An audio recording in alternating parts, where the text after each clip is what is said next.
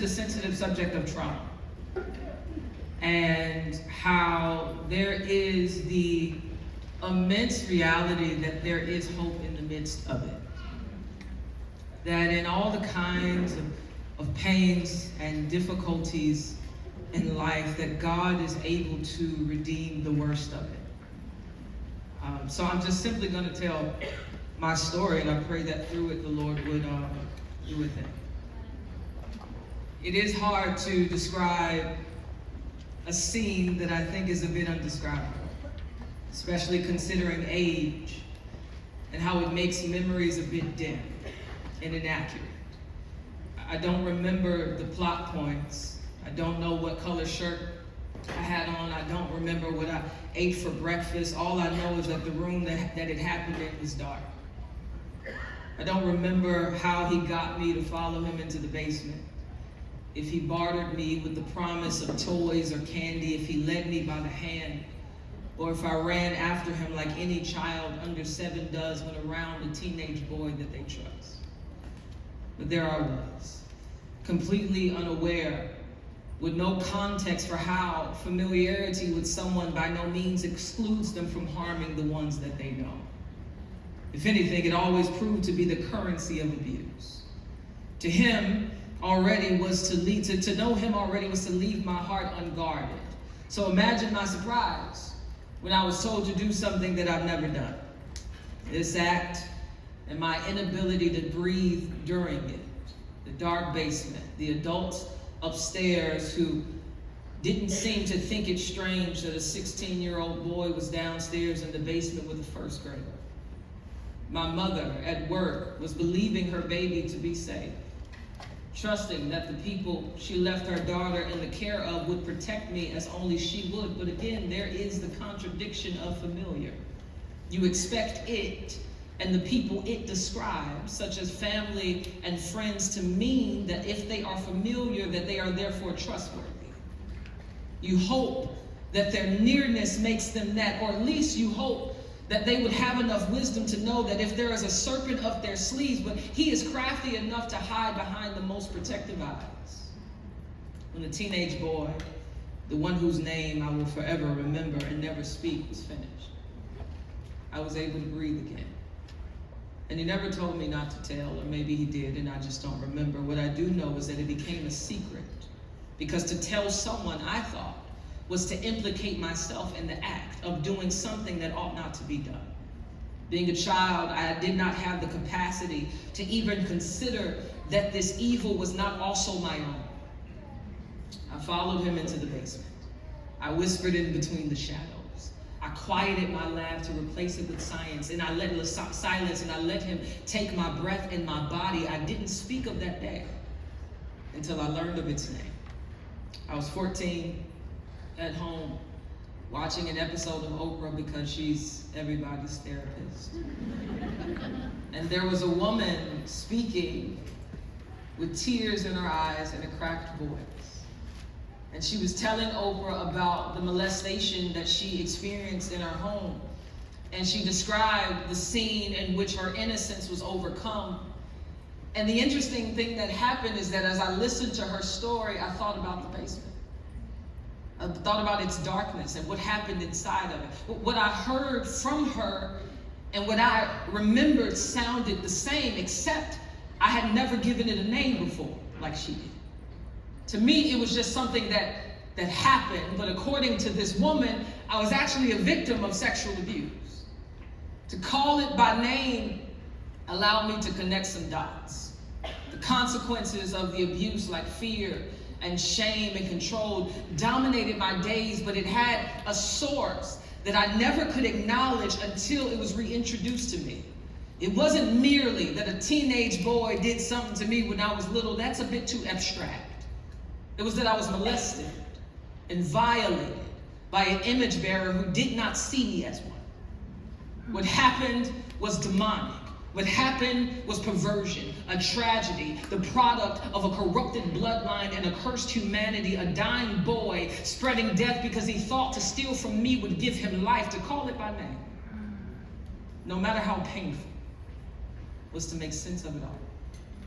To put flesh on bones and watch it walk. If I wanted to be healed, I needed to be specific about what was broken. I always thought that healing was an immediate act of God that depended on the measure of my faith. Like the woman who was bleeding, and the bleeding stopped the moment she touched God's clothes. I didn't have a hem to hold, but I had a lot of time to pray, to ask God to deliver me from what that almost man did. But for what I've come to learn about God is that his healing is gradual and unassuming. And it usually begins with the hard work and sometimes unintentional revelation that the trauma even exists. Everything related to my molestation that needed to be healed had to be acknowledged first.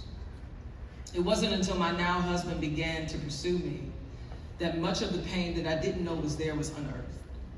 He liked me, I liked him, he had a full beard that could connect. And so, put some humor there. He liked me, and I liked him. But when he said it, when he pursued, I shut down. I became hard. I became unfeeling. And for the life of me, I didn't understand why. It wasn't a decision that I deliberately tried to make. I wanted to love him freely. I wanted to let him hold me. I wanted to be vulnerable, but I couldn't because I had already let a man leave me before. I learned the lesson on letting a man use my trust as food for his demons, and it made me hypervigilant. Always needing answers to motivate me to action. Always questioning things, so I always had enough information to make sure I was safe. How could I know that this new boy wouldn't do the same as the old one? That he actually wanted me and not my body? What proof did I have that I'd be able to breathe when he was around? That I wouldn't have to hold my breath waiting on him to finish. Trauma makes you inquisitive. It makes you doubt everything and everybody. It makes you squint your eye at the familiar and rummage through your memories and project all the pain onto everybody that doesn't deserve it. It makes you afraid to be yourself.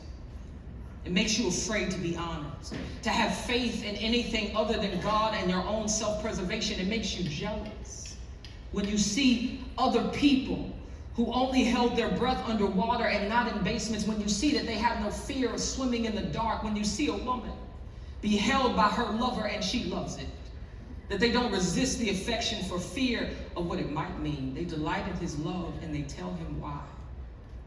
They don't see vulnerability as a threat, but as a gift. The sexually traumatized can only imagine a world where they don't see a ghost in their bedroom at all times.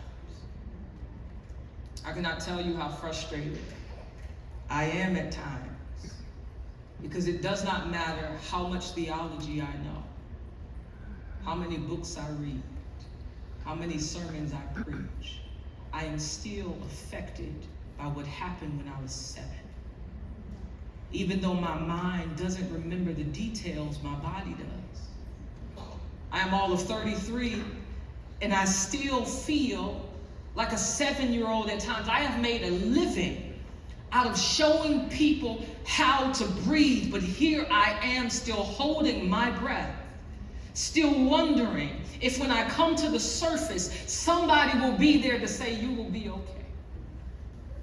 There are millions of people in this city, in this country, on this planet who feel the same, who have been hurt by somebody, somewhere, and to them I say, use it. Use the pain. Pain has value insofar as we recognize its redemptive qualities. There is the Joseph of Genesis, who was rejected and slandered and oppressed and forgotten by people, yet seen by God. He was exalted as a lesser Pharaoh, and by virtue of everything bad that he endured, he was able through God's power to save an entire nation. There is Hannah, whose own body refused to obey its design year after year. This woman was infertile and provoked by the other woman in her home. Because of it, this pain drove her into a temple where she begged the Lord of hosts to give her a son with the vow that she would give him right back. God looked upon the affliction of his servant and gave her Samuel, a prophet and a priest who led God's people in truth. There is David, a shepherd and a king who was hunted by the man he tried to serve and by the son who wanted his position. And in the midst of the fear, in the midst of the betrayal, in the midst of all that, do you know what he did? He wrote songs to God for God's people. These songs were written in caves and darkness, and yet they are scripture. In the middle of trauma, David's words were being breathed out by God. Until this day, we all benefit from what he was able to create when he was hurting on this side of heaven. When there is pain, use it. But with that said, I must say this. Heaven has become my ultimate hope of healing. And it isn't that God is not healing me now, because he is. He is using my husband's patient love, my community's constant ear, and my therapist's insight to mend me, but I am not satisfied with that. And I don't think I have to be. This incomplete healing is what propels my hope for a more sufficient one. A healing that is not limited by time and space, a healing that is not immediately undone by what triggers me. There in heaven is where I will be made whole, and not merely by faith, but it will be tangible. I will see it. I will feel it. I will know it. I won't need a sermon or a podcast or a conference or a book or a counselor. It will be real, an eternity where reality will be that what is mortal will be swallowed up by life. This body.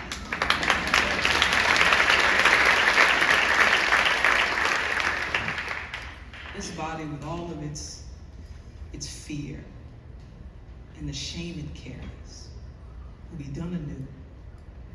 I will no longer have to force myself to think on what is pure. It will do it as a reflex. Whatever memories I will have, they won't control me.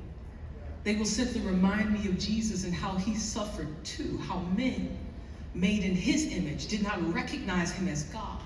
And they abused his body before killing it, but they could not control the body nor the God that they abused. His resurrection is all the proof that I need that he will make all things new, not just this world and the heavens and the church, but me, my mind and my body and my heart will resurrect as something glorious. What I love most about that place called heaven is that there will be a man there that has never taken advantage of me.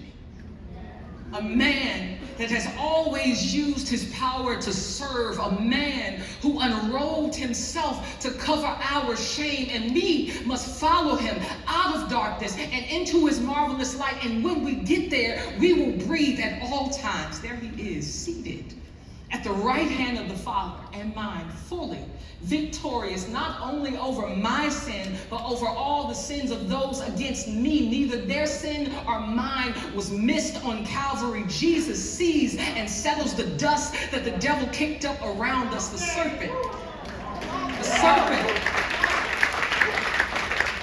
The serpent might be crafty, but he is still a created thing that must bow. The devil and death that he brings, or the devil and the death that he brings will die. And this is our hope, saints, that all will be made right. One day we serve a just God, even when it doesn't feel like it. There will be a new heaven.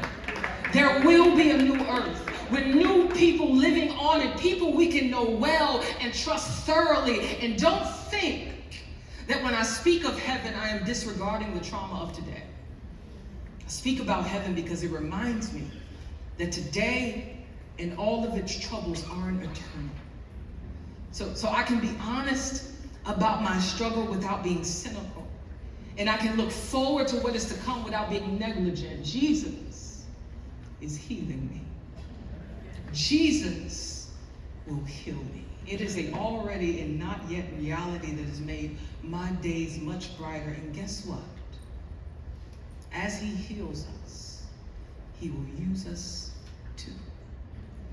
Trauma cannot and will not have the final say. Jesus.